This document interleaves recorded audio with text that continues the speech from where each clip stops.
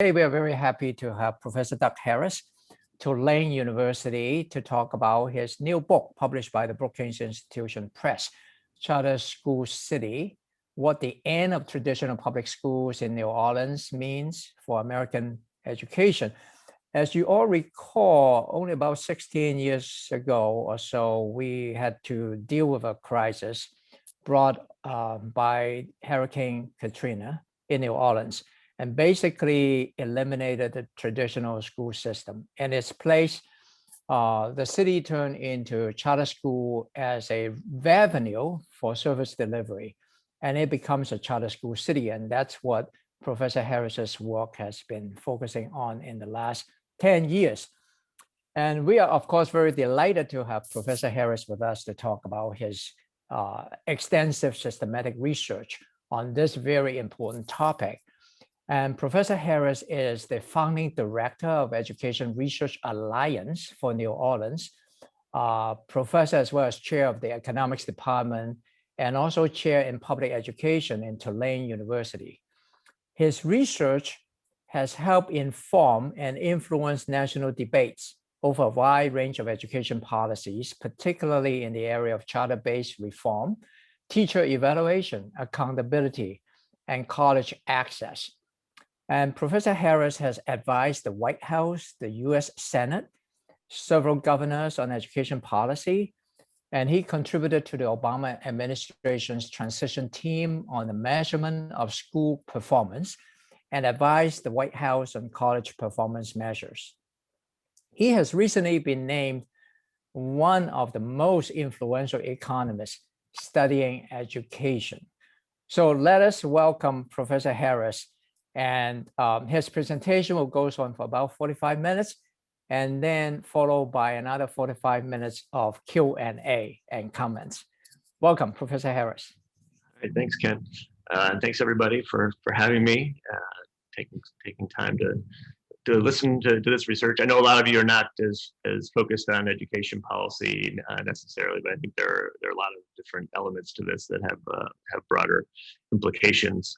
I was also remembering, Matt, I don't know whether you were there at the time or not, but it was 5 years ago that I was there presenting some of the early findings, just as we were starting to figure out some of what turned out to be the book. Gave a talk there on the initial findings. So it's good to be back in that sense. So let's see, it's not moving. Hang on a second. All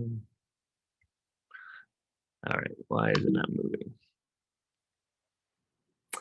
Anybody have a trick here that I might be missing? Slides are not moving. Sometimes you have to click on that presentation. I see. Yeah, I got it. Okay. So I think one way to start here is in terms of the traditional public school system in the United States. So it's sometimes called the one best system because it's been so universal across the country, and it's also been around for a long time. It's been really about a century since the current system was put in place, with traditional school districts and attendance zones and teacher unions and local school boards. And we tend to sort of compare, and when we think of reform, it's usually reform of that system. And that's been very gradually, I would say, fading away in a lot of ways. So started really with the test-based accountability movement that shifted control more to the state and federal governments in terms of deciding what the goals of schools ought to be.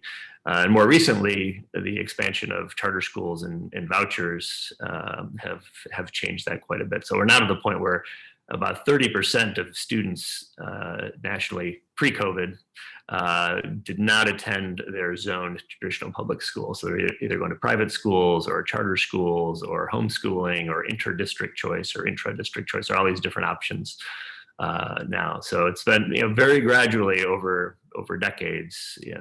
We've seen this fading away of the system, but without any real clear direction to it. So I think there's a big question about what do we do next, and in particular, what are the right roles for different organizations, the government, markets, and nonprofit organizations, unions, There's a lot of debate about these questions. And I think the New Orleans experience is interesting because it speaks to all of those questions and organizations. So you might wonder why does one city or one case study deserve a whole book? I think there are 5 reasons for that. One is that it's the first district ever to completely eliminate traditional public schools. There are lots of cities that have done reform, but New Orleans, they eliminated, as you'll see, every core element of traditional public schools. And second is that the reforms were effective, it turned out, on every typical measure. Everything that we'd normally measure, I'll show you here in a bit, that there were positive results. So I've never seen another reform that accomplished that before. I've never seen any other, when we looked at a wide variety of outcomes, that it improved all of the outcomes before, and by a substantial amount. Third, we studied it to death. Right? We've done, I would guess, 40 or 50 studies now of different elements of this, not just whether it worked on different outcomes, but also how it worked and different mechanisms and problems that have emerged along the way. So we know a lot about it. Probably know more about New Orleans than just about any district in the country. And now we have more districts going down similar roads. Nobody's really mimicked New Orleans, but a lot of districts are heading in that direction, becoming much more charter driven. Providence there is one of them. So trying to understand whether that's a good idea and what lessons we can learn is important. And finally, I think even in places that are not going down this road, I think it's really useful to see something really different. I liken it to when you go to another country and you just notice all the things that are different about another country that you never really thought about when you were back home. If you're familiar with traditional public schools and you see New Orleans, it's exactly the same reaction. It took me years to really wrap my head around what was happening here because it's just so different from anything else. So even if you decide you don't like this idea, I think it's useful to kind of force yourself to see what's in front of you on a day-to-day basis. So before I get into it, I'd say there are sort of a preview of 4 themes here. And one is that the New Orleans success was due to a careful mix of markets and government. It wasn't just getting rid of the government, which is it's how people tend to think about New Orleans and reform generally. And making it more market driven. The government role changed, but it didn't really drop, it just shifted. Second is that the process of reform, which is also important, it's not just what policy you adopt, which tends to be how researchers look at these things. But the process of reform is also important in affecting both the design and specific decisions that get made along the way, but also the political support for the reforms and establishes their sustainability over time.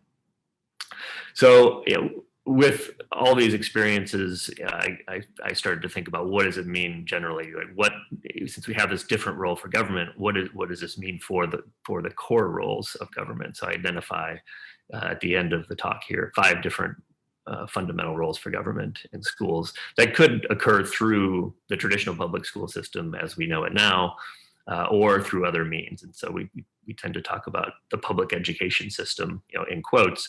Different people mean different things by that. So I think another way to think about this is what does public education really mean, and what are the core elements of that? All right, so let me start by just introducing some of the market theories of school improvement, which also apply to other sectors you might be interested in, and then explain why that theory doesn't work so well in schooling and why we need the government. So the basic theory here, and this goes back really to Milton Friedman, is that if you give parents choice and you give private organizations, get them involved in schooling, that you'll have more accountability. Parents will vote with their feet and leave schools that are failing in their eyes and go to other schools. And schools will have autonomy to react to those pressures. And that'll lead schools to compete, and it'll lead to a variety of options, assuming that families have different preferences for the kinds of schooling that they want for their children. And then schools will innovate and create new and better ways of providing education.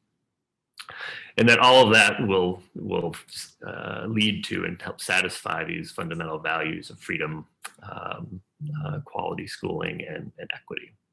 So that's the that's the basic initial theory. The problem is in schooling, the assumptions that you need for the market accountability to work are not satisfied. And that's always true. So economists tend to start with an idealized model, and then the assumptions never quite hold. But in most situations, most of the assumptions mostly hold. They're reasonable approximations most of the time. But when you apply these assumptions to schooling, the assumptions actually fail quite badly. So just to reiterate those assumptions, the idea that the choices that individuals make only affect themselves, that they're well informed, that they have a lot of options to choose from, that there's no switching costs. So this one doesn't get a lot of attention, but the whole notion of voting with your feet implies that you have somewhere to go and that you can easily switch without creating any new problem for yourself. That demand is flexible, that supply is flexible. So let me just flesh out a couple of those to give you a sense of why it's a particular problem in education. So flexible demand. So that's one that in a Econ 101 sense, we sort of take for granted that more people might enter the market or decide not to enter the market completely for a given good or service. You don't have to consume it. You can decide whether to consume it. It's not really true with schooling. It's in the United States and in most countries, you're legally required to send your kids to school. Right? So the demand is fixed in a given area, and it's only a question of what schools students are going to go to. And so that means that if you have a certain number of schools that have a certain number of places for students, and you have a certain number of students, then every school is going to fill up in that situation because every student has to go somewhere. So that's naturally going to stunt the competition in the competitive process. It's going to allow schools that are failing by just about any definition to continue to operate because students have to go somewhere. So it's just one way and one unusual feature of education, of K-12 schooling that makes the market theory not work very well. So I could go through and we could talk about this for a whole class by itself, but I just wanted to give you a flavor for that. So then that means we probably need to modify the theory. If the market accountability piece at the top doesn't really work the way we think, then there's not going to be the competition we expect. There's not going to be the variety of options we might expect, and there's not going to be much innovation either. So there's a role for government to play here. So we have to modify the theory to get the government in there in some fashion, or at least in theory, to get in there to help address and correct the market failure. So this is, in some sense, textbook analysis. If you're interested in healthcare, it's a lot of the same logic. The market failures are different in healthcare than they are in schooling. The information problem tends to be the one that's emphasized more in the health sector relative to education. So every market, you might say, or every public service has a different set of market problems that the government needs to solve. So let's think about this now in terms of New Orleans. So there was you could view New Orleans as an application of that theory, that they didn't go full market, free market model, that essentially they adopted that version where the government still had a big role. So after 2005, Professor Wong talked about Hurricane Katrina. That instigated a shift, first of all, from local to state control. The state took over the school district, just as in Providence, the state took over the Providence district recently.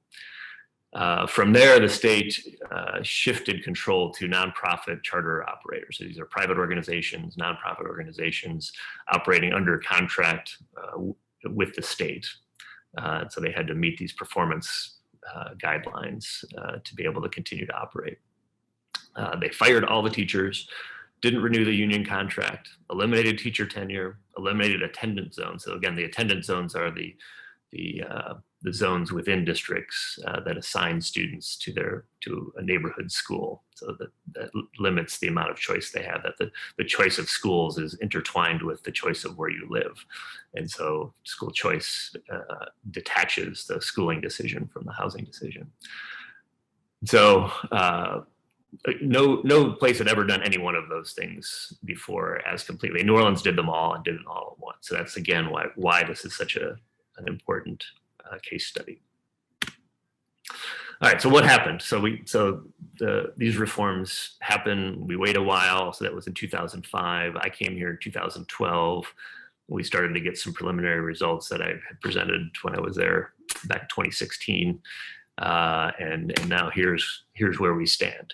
So this is a summary of the main academic outcomes. So this is, I'll list the measures first. We've got test score levels in elementary and middle school. VAM is value added measure. So this is accounting for students' prior scores and really looking at their growth and achievement over time. ACT score, that's the college entrance exam score, the high school graduation rate, and college entry. And then there are 68 school districts in Louisiana. So that's where the 68 is coming from. And the black dot there is where New Orleans was pre-Katrina and before the reform started. So you can see New Orleans was near the bottom of the state on every measure. And the gray dot is where they were in 2015, 10 years later. And you can see pretty dramatic improvement on almost all of these measures. Graduation rate didn't increase quite as much as some of the others for reasons I could go into, but this is still substantial agreement, especially there on the college entry rate. So this is sort of a descriptive way of looking at it. Now, this isn't the only thing we did, of course. I understand you've had some experience so far with regression analysis and differences analysis. And so this is a picture of the kind of fancier version of this with regard to test score levels. So on the y-axis there, we have test score levels where 0 is the state average, and the dashed line is the rest of the state, and the dark line is New Orleans. And you can see pre-Katrina, before that gray bar, the vertical gray bar, that New Orleans was not doing very well and not improving. And then afterwards, you can see this gradual and very, very steep climb. Again, very unusual to see these kinds of improvements. So that's the test score picture, and this is why in that prior slide, the ranking of the district improved so much. So the same thing for the high school graduation rate. So you can see beforehand, New Orleans was pretty far below the state, but then caught up in 1 year, 2010, and then stayed closer to the state average thereafter. College entry also improved. It doesn't look quite as striking in this case because of the generally low college going rates in Louisiana, but this is like a 40–50% increase over baseline in New Orleans. We also looked at parent satisfaction, so not just looking at the academic measures, but there are these surveys of parents, and so the large majority of both parents and voters say that the schools are getting better, that the reforms in charter schools improved education in the city, and that's been pretty consistent over time. So another thing as researchers we need to look at is to rule out alternative explanations. So one thing that immediately comes to mind in this case is that the reforms basically coincided with Katrina itself, right? So you might imagine lots of other things changing at the same time, not just the schools. And so we also had to rule out alternative interpretations, not just to look at the trends and say, well, the trends are better, so it must be because of the school reforms, but we had to rule out other possibilities. But one possibility, and the number one thing we were concerned about, is population change. So the city literally emptied out and not everybody came back.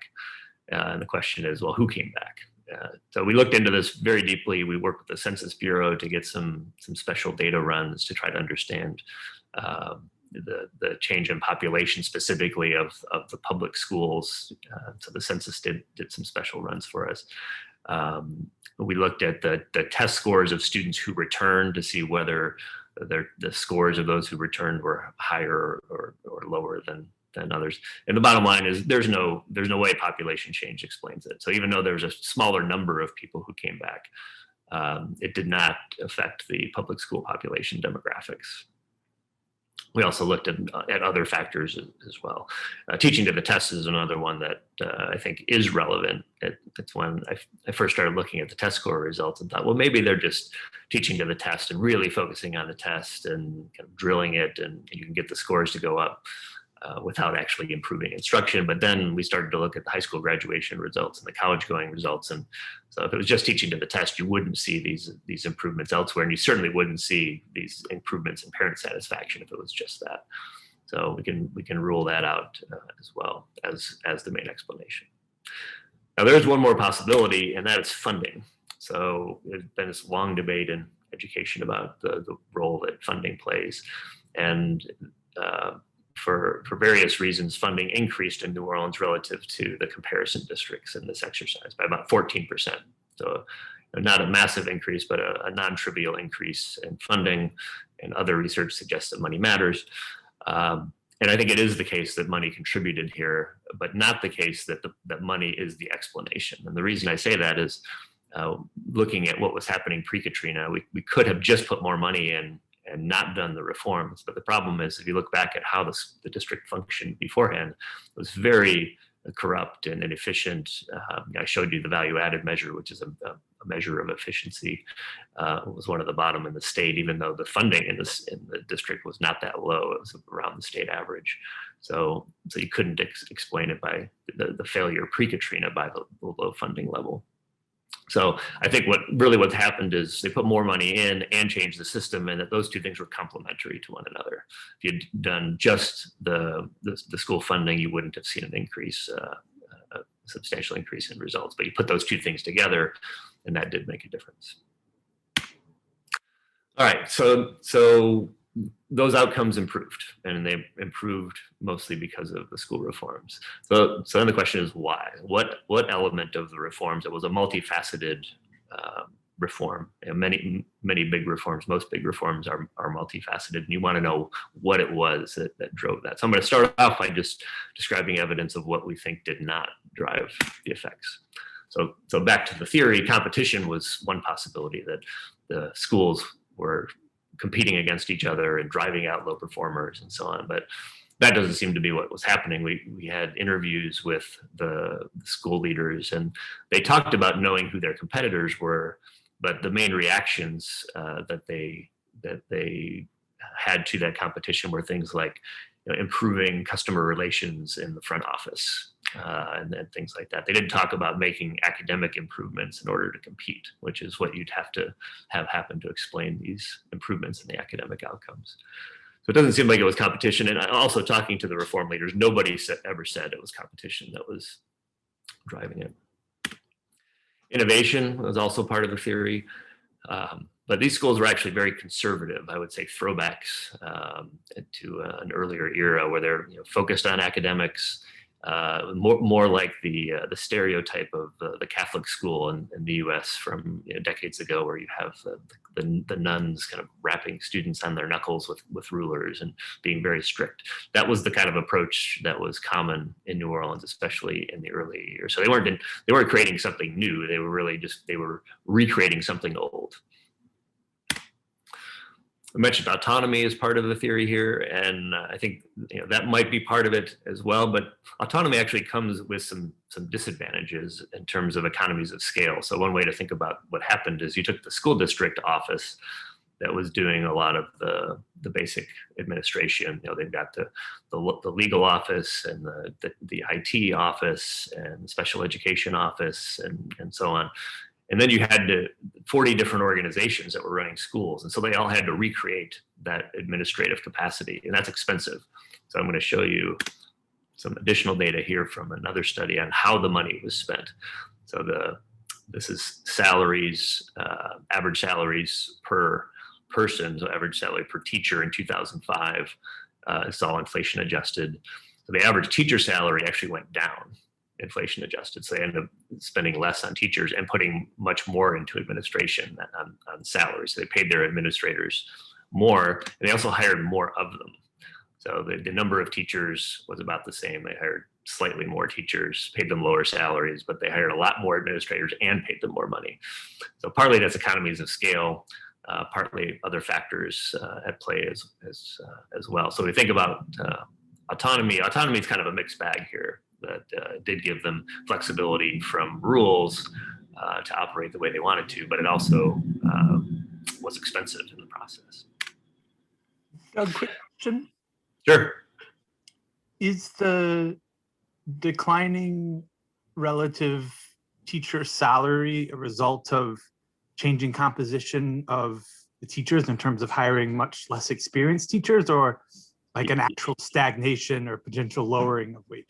Yeah, no, it's a combination of things. So it's mostly what you're talking about, that they hired less experienced teachers. So yes, that's definitely part of it in terms of if we decompose it further, that was a big part of it. The other thing that happened was that's interesting is the pension system changed, so that the teachers don't have pensions anymore, and the charter schools don't have to contribute into the state pension system and can offer their own, but the schools put a lot less money into pensions on top of paying a lower salary. So it's not even just that they lowered the salaries or just that they are hiring less experienced teachers, but then they sort of set up a system in which they're designing it for teachers who are likely to be temporary, and that's how it turns out. If you look at the turnover rates, which I'm not going to show you here, the turnover rates are also very high as a result of all that. So Doug, related to this, was it also due to the fact that with the reform, they kind of eliminated the teachers' union collective bargaining rights? And so would that have an effect on, the decrease in teacher salaries and benefits? Yeah, certainly if the teachers were unionized, they would be on strike. But again, part of the rationale is here, implicitly, is there are lots of reasons to hire younger teachers, right? They're cheaper, they're more malleable, right? They're not coming in with a lot of preconceived notions about what schooling is supposed to be like, so they're more likely to sort of follow the fairly strict model of the school. But they're also less likely to unionize. They're not there long enough to unionize, and they're coming in, especially the ones coming in from alternative preparation programs at Teach for America, for example. They're sort of taught not to want to unionize, and then they come in, and then if they even change their mind and they decide that they want to unionize, they don't have time because the turnover rates are so high. It's very hard to unionize schools that are facing high turnover rates, or any organization is hard to unionize that way. So on choice, we also interviewed talked to families about this, and they didn't really feel like they had a choice, which is a little perplexing. I haven't talked a lot about the choice system, but again, there are no attendance zones, and there's a centralized enrollment system where families rank their preferred options, and there's a computer algorithm that assigns students to schools, basically trying to get students their highest ranked options. But they still didn't feel like they had a choice, even though they could rank up to I think 12 choices in most years, and there are a lot of options. But they still didn't feel like they had a choice. And one reason is this graph. So this is the ratio of the number of applications that were submitted to the number of seats available in each school. And so what you see here is, and you have a vertical line there at 1. So if the number of applications exactly equal the number of seats so that everybody got accepted, then it would be at 1. And what you see here is almost none of them are near 1, right? So you have a small number of schools that are in very high demand there to the left. They have far more applicants than they have seats. And the vast majority of schools, parents don't really want those schools, right? They very few applications, or in this case, very few top rankings in the choice system. So what's happening is you have all those people on the left who are above the orange line end up in the schools that are below the orange line. They're not getting their first choice, they're not even getting their second choice, getting their third choice oftentimes. And so parents end up not being very happy with that. So they have a choice in the sense that they can rank their options, and in the sense that that they have a choice over how they rank them, but they don't really get what they want in a high degree. Even the difference between a first and second choice. So if you hear the proponents of these systems will say, well, something like 80% of families get one of their top 3 choices, but there can be a big drop off between the first and the second choice, and the second to the third choice. So what the school they really want is the top choice. So talking about the percent getting their top 3 choices isn't that meaningful. The percent getting their top choice is actually not very high. So this is another sense in which competition, or excuse me, that choice didn't really couldn't function. And it goes back to what I was saying earlier about how the schooling market is different. Demand is fixed, got to remember. And so everybody's going somewhere, and a lot of families ended up in schools that they didn't really want. So what seems to matter most in this is actually what the government was still doing, right? So it was getting, the reforms got the district out of the way in a sense, but it didn't take the role of government away. So let's talk about that a little bit. With charter schools, there's this agency called the Authorizer. And the Authorizer is the government, the part of the government or designated by the government to decide which charter schools get to enter the market. And they're to make that work, to make any contracting scenario work, to broaden the base. Again, charter schools are essentially working under contract. The contract is written by the authorizer and by the state through the accountability system. To make any contracting system work, you need to have a variety of options to choose from. The state needs to have multiple contractors to choose from. If there's only one, you have a monopoly, and then the government is not going to be in a good situation. So they incubated charter schools at the beginning and tried to develop their own supply in a sense. So the Recovery School District, the RSD, that's the authorizer, the state authorizer, plus this organization called New Schools for New Orleans worked together to develop the pipeline. And then they had another thing that can go wrong in the contracting process is even if you have a wide variety of options, the politics of the process can take over in terms of who gets the contracts. Right? So in this case, they delegated the selection process to a third party called the National Alliance for Charter School Authorizers, Association for Charter School Authorizers, NACSA. So they led the review process and detached it a bit from the political process. And then the last thing was, that process is imperfect. You're never going to always get the number of contracts, or the contractors right. And so the ability to remove low performing charters or to cancel the contract in a sense, that doesn't happen very often with traditional public schools. But it did happen here. So there was a lot. In fact, this seems to be the driving force behind the process. So I'm going to show you a more complicated figure. Let me walk you through why this shows the importance of that process. This is 3 lines. The vertical axis here is the school value added in standard deviation units. And you don't really need to worry about what the numbers specifically mean, but higher is better here in terms of what schools are contributing to student learning. The green line there at the top are what I call the persisting schools. So these are the schools that opened in 2007 and continued to operate all the way through 2016. And so if competition were at work, you would have expected to see some gradual improvement in those schools, and you don't see that. It's pretty flat, in fact, even declining over time. The blue line are the entering schools. These are the ones that were being incubated and authorized, selected by the state, through those different organizations.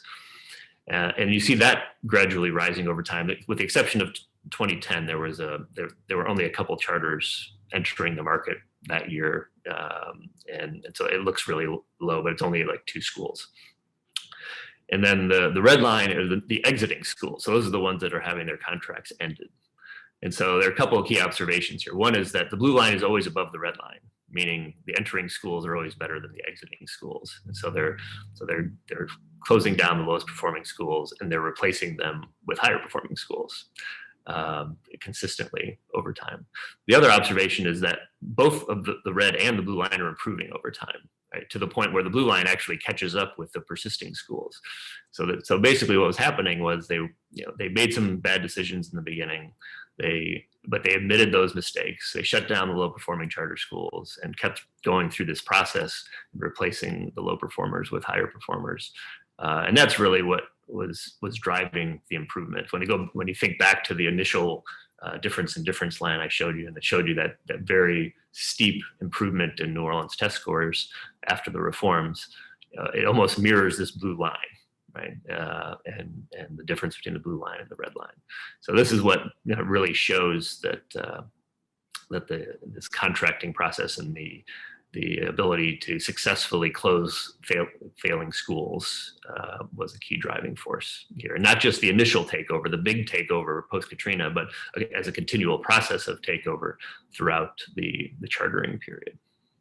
So Doug, approximately what percent of the students are affected by the exiters and affected by the entrants?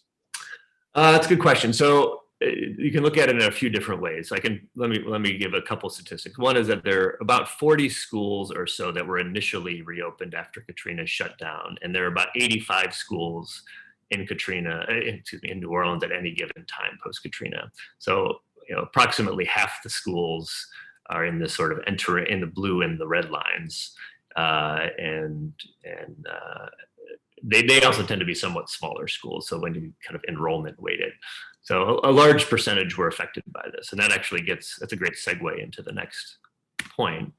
You might wonder, well, maybe even though the schools were quote unquote better, that the disruption and the harm done to students who were in those schools that were being taken over, maybe it still wasn't worth it. You wanted to follow this principle of do no harm. So we did a study on that too. So we looked at what happened to the students in the schools that were closed or taken over. Turns out those students also did better. So this is another difference in difference-like analysis. The black line is the schools that were closed or taken over.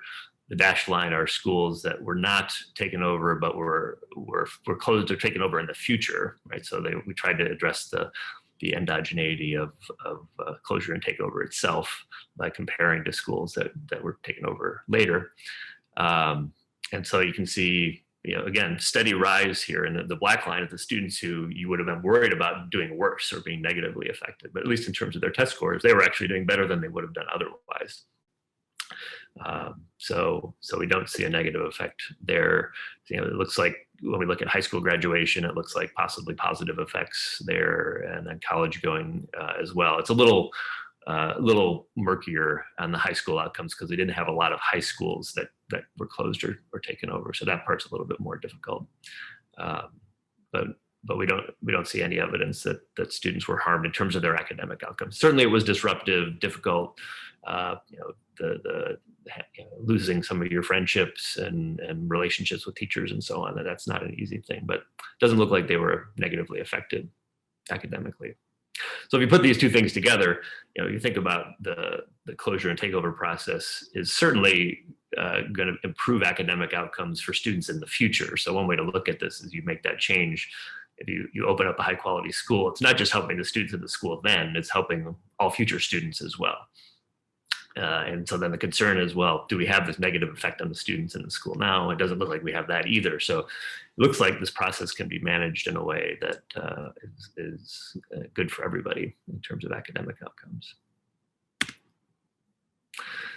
So the closure takeover process and the contracting process was a big part of the role of government, and why I keep focusing on the role of government. There were some other things that the state did as well. For example, in the early years, there were a lot of problems when there was limited oversight in the early years. Special education students were not treated very well, which led to a lawsuit. The schools were selecting students. Schools are pushing out students that they didn't want to serve anymore. In other words, they were doing everything you would expect in a free market for education, and these are predictable responses, unfortunately, in a free market for schooling. So the state stepped in, and they didn't just let those problems stand. They said, okay, well, we're going to centralize the enrollment system. I described that earlier, this called the One App, and parents being able to rank their preferred options, and they centralized that. They centralized the transfer system across schools. They centralized the expulsion system, centralized the oversight of special education. So they adapted well, right? So it was a big upheaval at the beginning, and frankly, not a lot of capacity in the state agency, the RSD, to successfully oversee the system. But then over time, they started to build up and say, all right, well, here are the problems that the schools are not going to be able to solve themselves. Autonomy for the schools is not going to solve the problem of selecting and pushing out students. So they stepped in I think, largely sensible places to try to correct the market failures. Okay, concerns. So I mentioned at the beginning as one of the themes that the process of reform was problematic. So let me explain, elaborate on that a little bit. So it was a very, I'd say, top-down, outside-in process. So it was top-down in the sense that it was the state and to some degree federal government stepping in to take over the district. And it was a very small number of powerful people in the city and in the state who were driving that.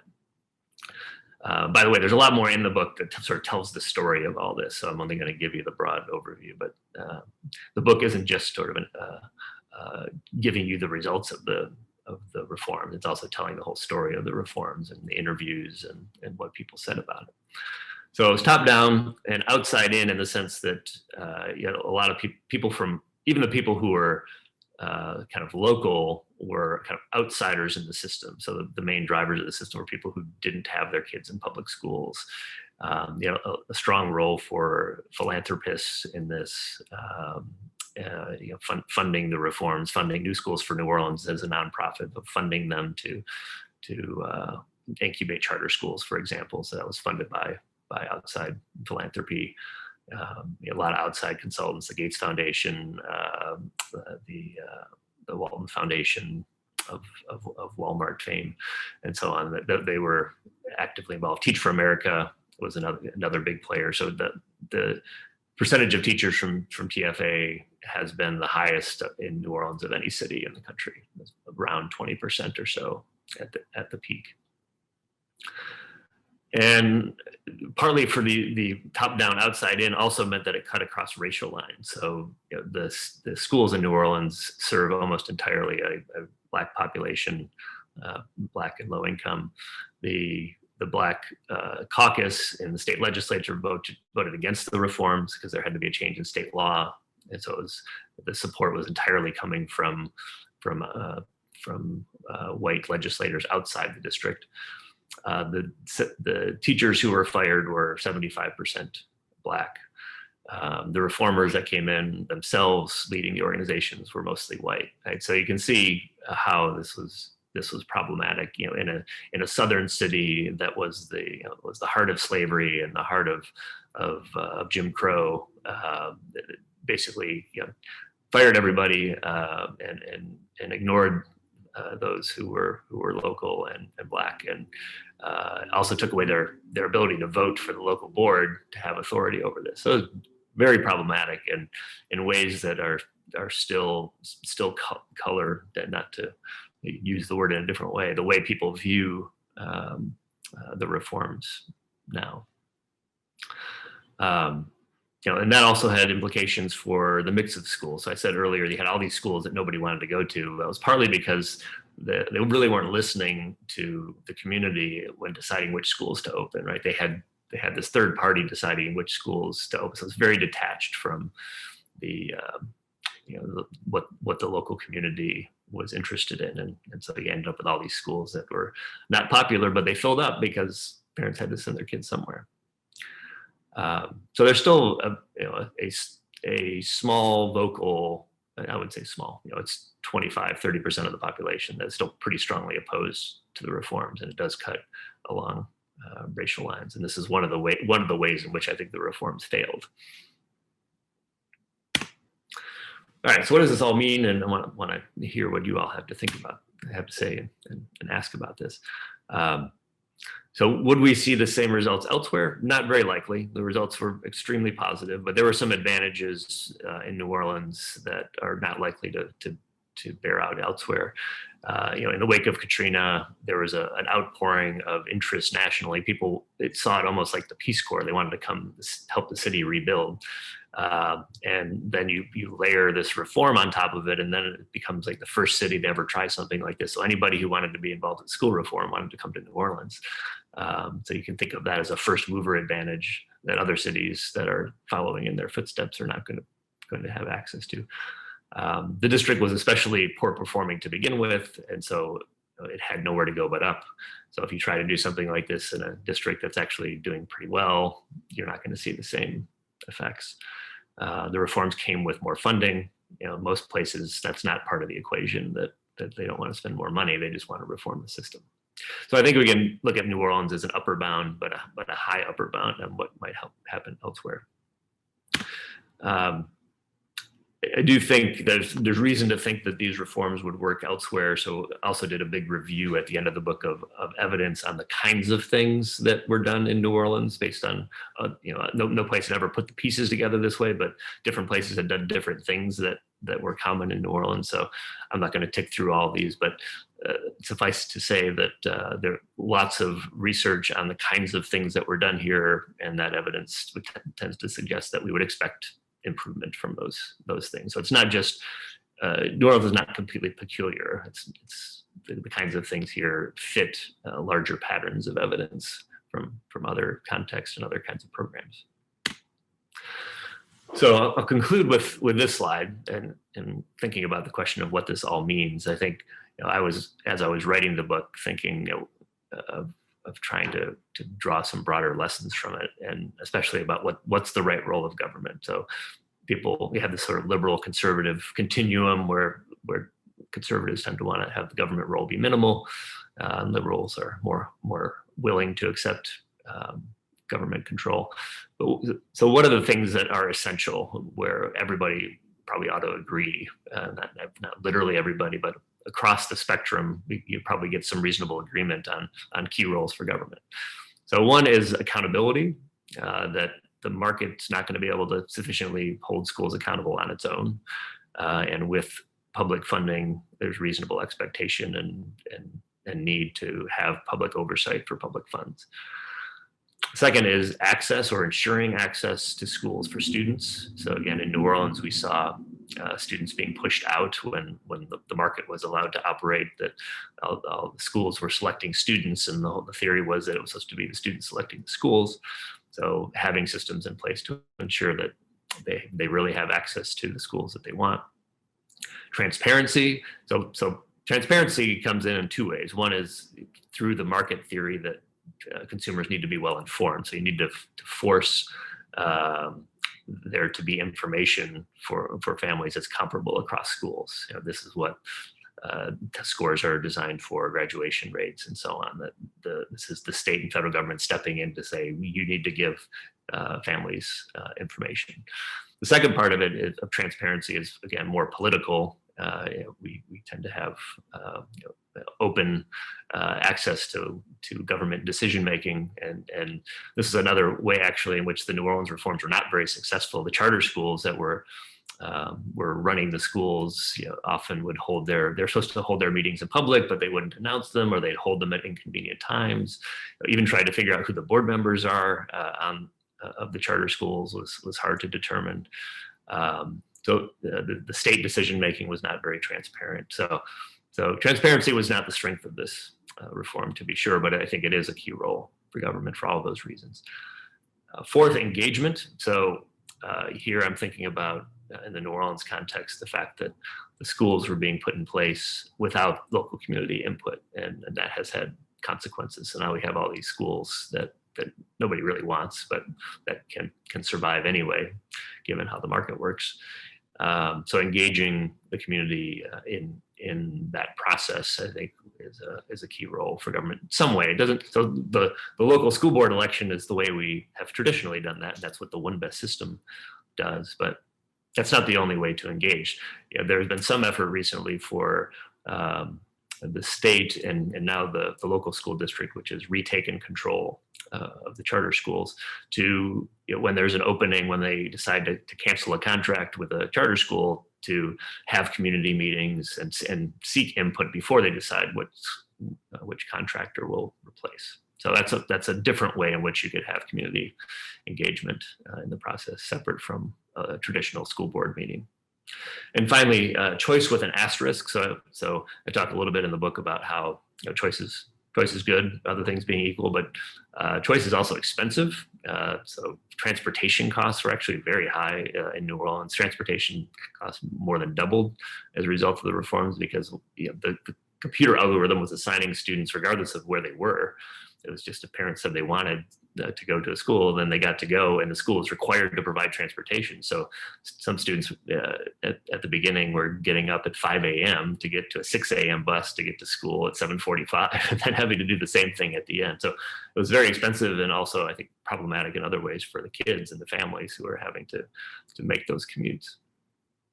Funding obviously is on this list for key roles for government as well. I think that goes without saying. There's not really much disagreement about that. So bottom line is that these are the things that governments always need to do in the schooling market. There are different ways to do it, different policies that are consistent with those general roles. But I think this framework helps us think through how to go about reform, and not to circumscribe it too much and say it's got to look like this, it's got to look like the one best system, or it's got to look like New Orleans or anything like that. But a way to broaden it to think about what kinds of things does government need to do when we're thinking about moving towards a more market-driven model.